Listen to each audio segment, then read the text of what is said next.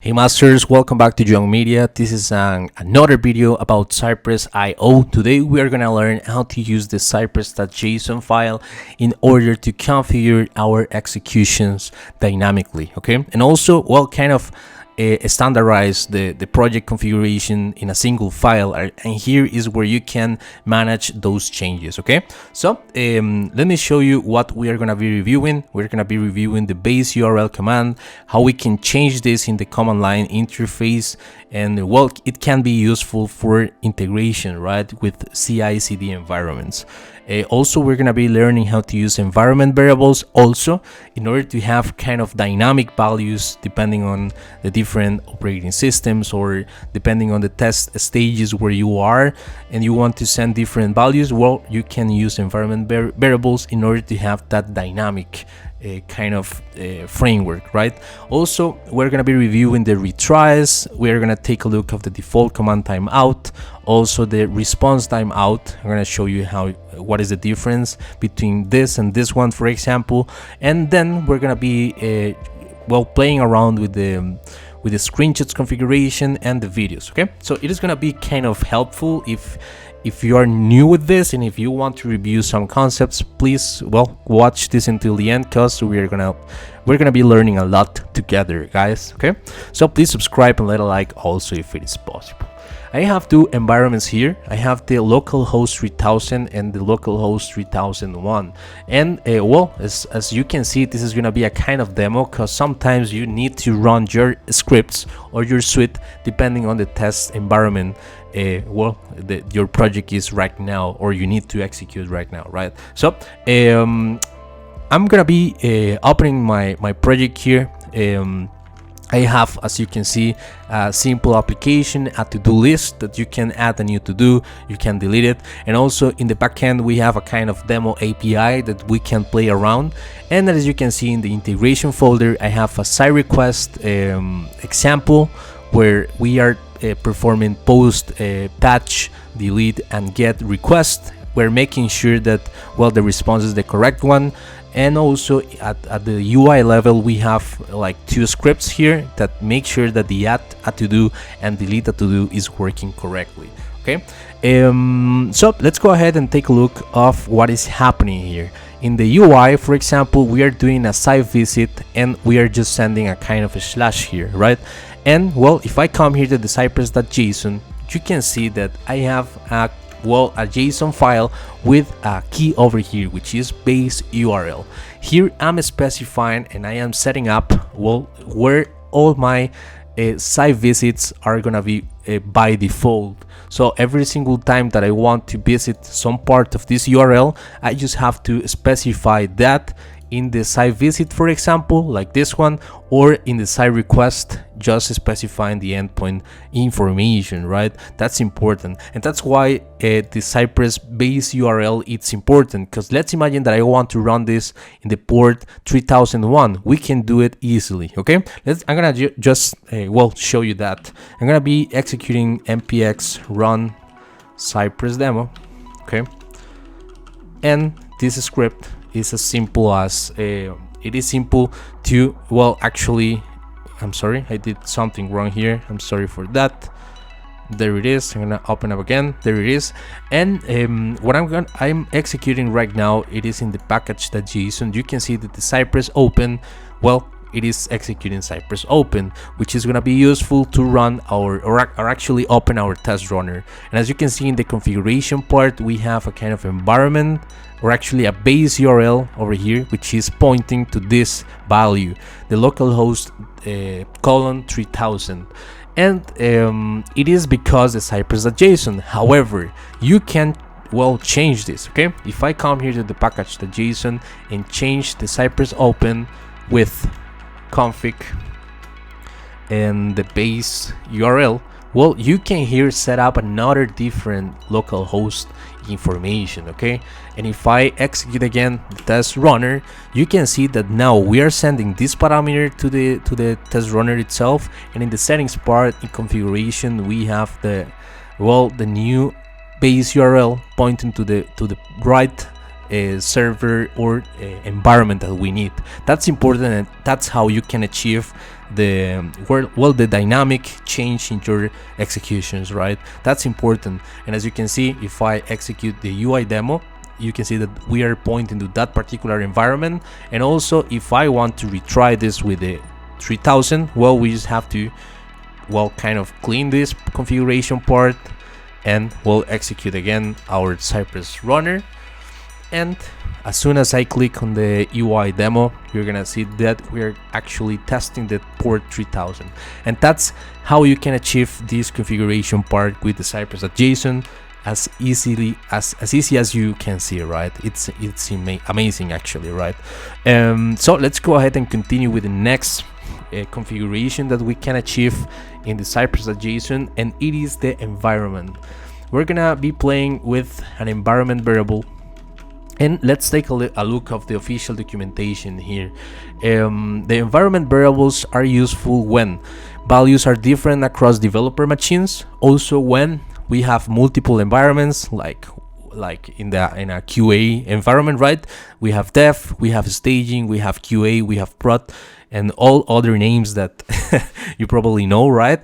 And also when the values change frequently and are highly dynamic. That's important. So let's imagine that I want to perform a request to an external API, and I want to set this value as the API, right? But we have two different ones.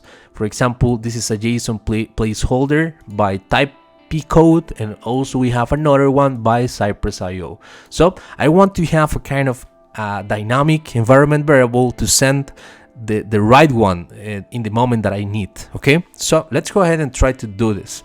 I'm gonna go to my project here, and I'm gonna be declaring an environment, or actually an external API. Okay, and this external API is going to have the value by default, right, of the Cypress placeholder here, which is this one over here. Okay, and well, now we have an environment variable, and I'm going to try to explain you how you can use this environment in your test executions. Okay, so I'm going to come here to the CYPRESS.JS. Okay, and here let me see what we're going to do. I'm going to create another it at the bottom of our script. Okay, and we're gonna name this external endpoint test. Okay, and this, let me check if I'm recording, and I am. And well, we can do a side request here. Okay, we can say that I want to do a get request to the API that we have in our Cypress.json, which is external API. I'm gonna copy this, and I'm gonna, well, use a comma here. I'm gonna use backticks because I need to call an environment variable here with string interpolation. So I'm gonna be calling Cypress, okay, that environment, if I'm not wrong, that env, and inside of kind of parentheses, well, we have to call the name of the environment variable that we need. And then, well, if you check the different APIs, will have this kind of endpoint at the bottom of the URL, right? So I'm gonna, well, use these comments at or over here, right? And now, well, this API is gonna be bringing the value from the Cypress.json. I just have to delete that slash at the end, and then we are as well specifying that I want to get the comments from this particular API. Okay, so in order to, well, show you how you can see the comments, well, we're gonna be doing a then over here. We're gonna have the response, okay, and we're gonna be doing a Zilog here, which is gonna return the response from the then. Okay, and well, I also want to Zilog over here the environment variable itself. Okay, it is gonna be this value. I'm sorry, what I did, there it is. I'm gonna execute again my my test runner. Okay, and let's see if it is recognizing my new environment variable. Let's see. Well, I have the settings part, and I come to the configuration part, and I'm gonna look for the environment part, and you can see that I have the external API here with the configuration that I set, and I'm gonna be executing now the CYPRESS script. And as you are gonna see, well, I probably have an external endpoint test, and as you can see in the log, we have this endpoint, which is the correct, and also we have the log here, which is an object with eight well, kind of sub objects, if I'm not wrong, right? Well, yeah, there is a body with an array, and here we have the different comments from the CYPRESS placeholder. Okay, that's important. But now let's imagine that you want to change this external API from the CYPRESS one, right, to the new one, which is gonna be JSON placeholder typecode.com, and you have to send all this part. I know that this is not the correct example. Probably you have to have the same kind of API URL, but it is just a demo, right? So please think about it as a demo. I'm gonna copy this. I'm gonna come here to the CYPRESS.JSON, and the way that you can, the way to change this in the execution time is gonna be coming to the package.json, for example, and I'm gonna be using this command over here. Let me just check my notes because I want to do this right. And there is, I have the command now. It is gonna be --env, okay, and then you have to just send the environment name, the environment variable name, which is external API, and well, assign a value, the new value that you need. In this case, it's gonna be the JSON placeholder.typecode.com, .post, etc.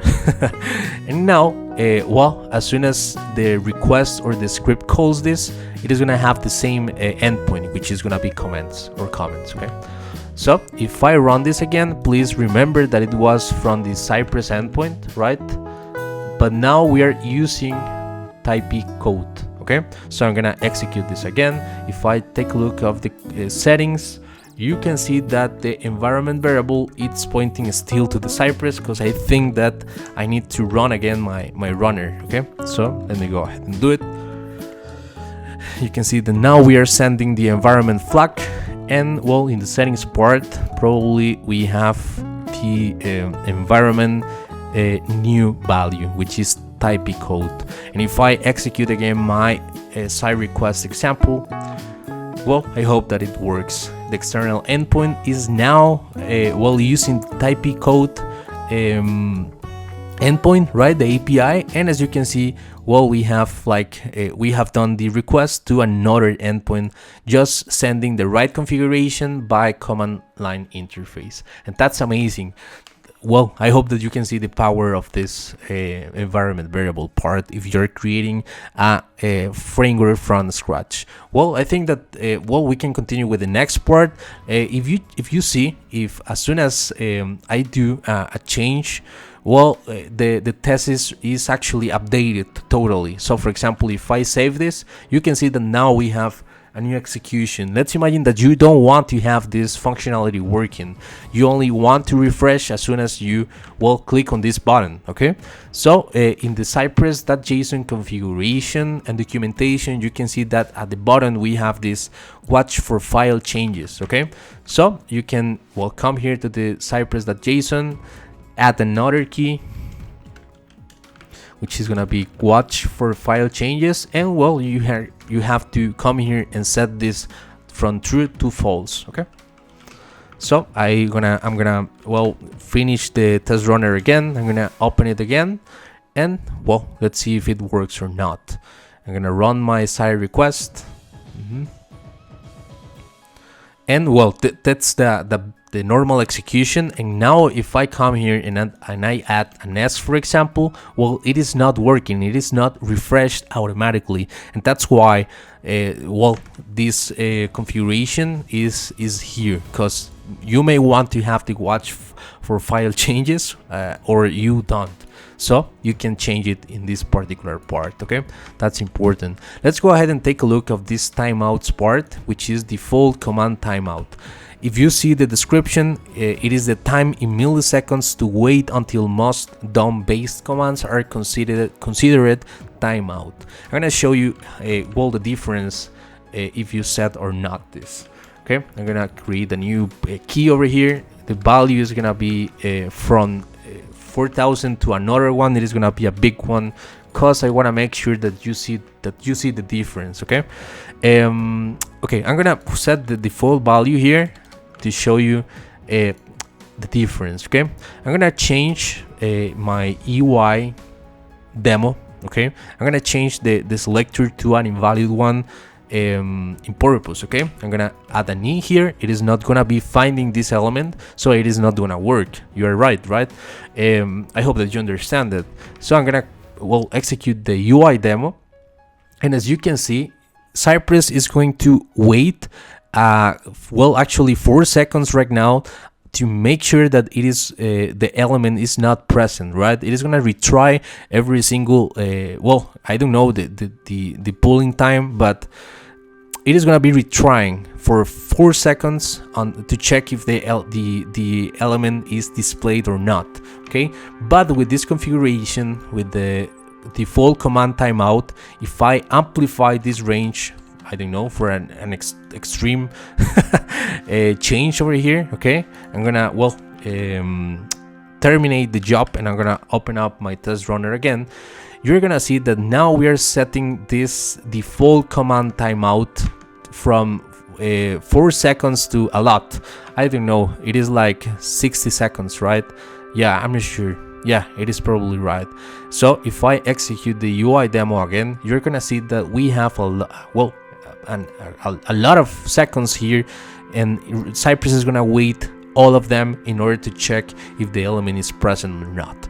It can be useful if you want to have like more time, if your website is taking or actually takes a lot of time loading elements, or sometimes yes and sometimes not. Well, that's a kind of good workaround if you wanna use it. So that's a configuration that you can do. I'm gonna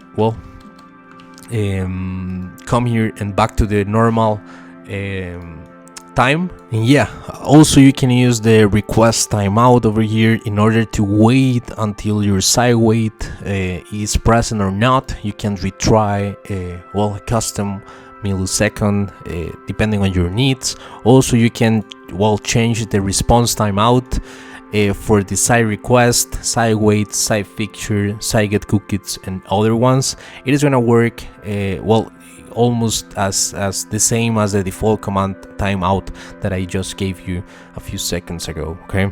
Also, if you check this, if I run this, let me show you this. If I come here and I run the Cypress npm, Cypress run, you're gonna see that automatically, it is something wrong. Let me see. Cypress. Let me see what I'm doing wrong. npx maybe. There it is. That's good. It is gonna be executing our whole suite, right, automatically, and it is gonna be recording automatically a video, as you can see here, right? Every single execution is gonna be recording a video, in order to check what happened there, right? And as you can see, also we have screenshots when something is wrong. When a test assertion is failing, we're gonna have a kind of screenshot here that we can check, and it is useful, right? But sometimes you don't want them.